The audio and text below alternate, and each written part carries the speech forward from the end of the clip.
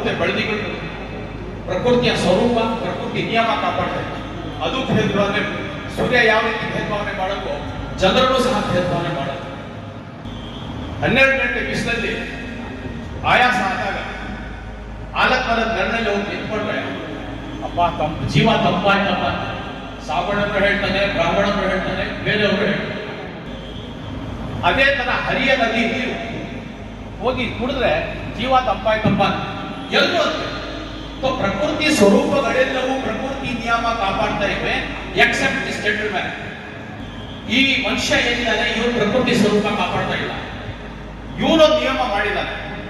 ಹಳದಿ ದೀಪ, ಕೆಂಪು ದೀಪ, ಟ್ರೈನ್ ಬರ್ತಾ ಇದೆ, ಕೆಂಪು ದೀಪ ಹೋಗ್ಬೇಡಪ್ಪ. ಯಾರು ಮಾಡಿದ ನಿಯಮ? ಇವ್ರು ಮಾಡ್ರೆ. ನೀವು ಮಾಡ್ರೆ ನಿಯಮ ನಾನು ಉಲ್ಲಂಘನೆ ಮಾಡ್ತೀನಿ ಅಂತ ಏನಾಗ್ತಾನೆ? ಸರ್ಕಾರಲ್ಲಿ ಕೆಂಪು ದೀಪ ಇರುತ್ತೆ, ಅದರಲ್ಲಿ ನಾನು ಉಲ್ಲಂಘನೆ ಮಾಡ್ತೀನಿ ಸ್ಕೂಟರ್ ತಗೊಂಡೋದ್ರೆ ಏನಾಗ್ತಾನೆ? ನೀನ್ ಮಾಡಿದ ನಿಯಮ ನೀನೇ ಕಾಪಾಡಿಲ್ಲ ಅಂದ್ರೆ ರುಚಿ ಮೂರಾಗ್ತೀಯ.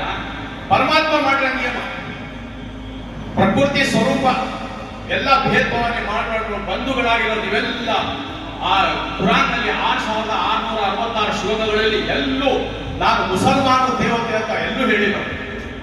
ಅಲ್ಹಮ್ದುಲಿಲ್ಲಾಹಿ ರಬ್ಬುಲ್ ಆಲಮೀನ್ ಅಂತಾನೆ ಹೇಳಿ. ಇಡೀ ಪ್ರಪಂಚದ ಏನ್ ಸೃಷ್ಟಿ ಇದೆ ಅದಕ್ಕೆ ಸೃಷ್ಟಿಕರ್ತ ನಾನು ಅಂತ ಹೇಳಿ. ಏನ್ ಸೃಷ್ಟಿಯಲ್ಲಿಲ್ಲ ಎಲ್ಲ ಏನ್ ಮಾನವ ಜಾತಿ ಇದೆ ಅದು ನನ್ನ ಕುಟುಂಬ ಅಂತ ಹೇಳಿ.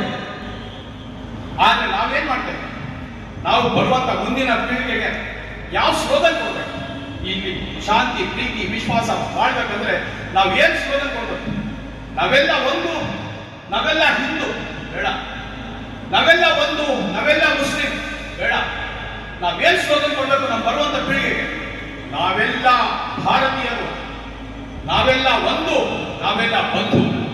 ಈ ಸ್ಲೋಗನ್ ನಾವು ಮುಂದಿನ ಪೀಳಿಗೆ ಕೊಡಬೇಕಾಗಿದೆ. ಆವಾಗಲೇ ಶಾಂತಿ ನೆಲೆಸುತ್ತೆ ಅಂತ ಹೇಳಿ ನಾನು ಎರಡು ಮಾತು ಮುಗಿಸ್ತೇನೆ. ಜೈ ಹಿಂದ್, ಜೈ ಕರ್ನಾಟಕ.